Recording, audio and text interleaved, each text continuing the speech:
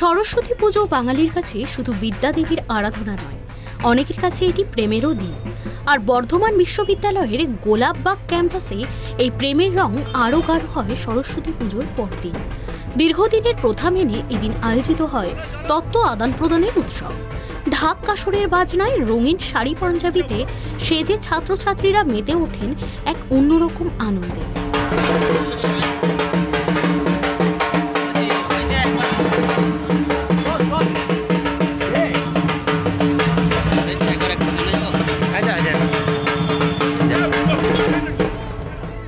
সাতের দশক থেকে চলে আসা এই রীতির মূল আকর্ষণ হল একে অপরের হোস্টেলে গিয়ে উপহার বিনিময়। মিষ্টি, চকলেট, ফুল উপহার আদান প্রদানের মধ্য দিয়ে গড়ে ওঠে বন্ধুত্বের নতুন বন্ধন। অনেক ক্ষেত্রে হয় প্রেমের সূচনা। বছরের অন্য দিন যেখানে ছাত্রাবাসে ছাত্রীদের প্রবেশ নিষেধ, ছাত্রীদের আবাসেও ছাত্রদের প্রবেশ সম্ভব নয়, এই দিন সেই নিয়মের বাঁধন আলগা হয়। পড়ুয়ারা ঢাক কাসর বাজিয়ে আনন্দে নেচে একে অপরের হোস্টেলে পৌঁছে যান, হাতে উপহার সামগ্রী সাজানো তত্ত্বের ডালি। বহু বছর ধরে হয়ে আসছে।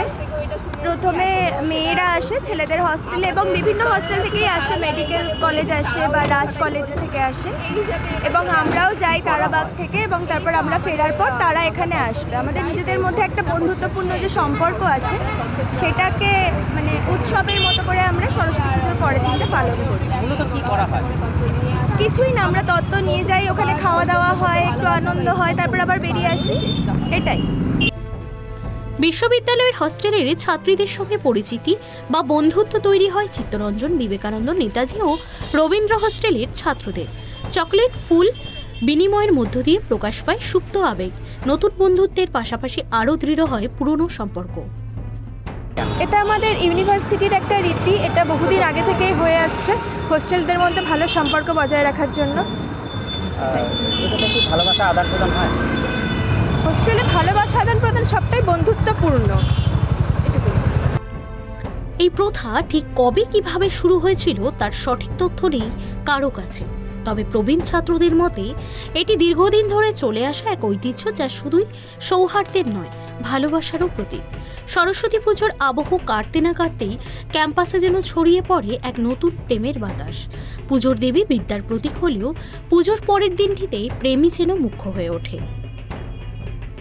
সরস্বতী পুজো হচ্ছে, সেই উপলক্ষে আমাদের যে হোস্টেল, ইউনিভার্সিটির হোস্টেলগুলো আছে বা কলেজের যে সমস্ত হোস্টেলগুলো আছে সেই সমস্ত হোস্টেলগুলোতে একটা রিচুয়াল, যেটা আমাদের এক কথায় উত্তরাধিকারী হিসেবে চলে আসছে, যেটা আমরা প্রত্যেকবারে নেই, এবারও চলছে, তত্ত্ব আদান প্রদান চলছে, এটাই আমরা করছি এই রিচুয়ালটা করা। তত্ত্ব কী আদান প্রদান করছি, তত্ত্বতে যাদের যেটা ইচ্ছে, মিষ্টি থেকে শুরু করে যে আপনার ফল থেকে কেক থেকে সমস্ত কিছু আদান প্রদান হয়।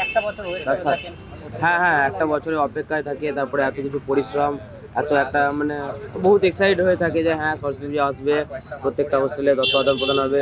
তার সাথে প্রত্যেকটা হোস্টেলের মধ্যে একটা যে বন্ধন আছে, আমাদের যে ভালোবাসার অটুট বন্ধন আছে, সেগুলো বাড়ানোর জন্য একটা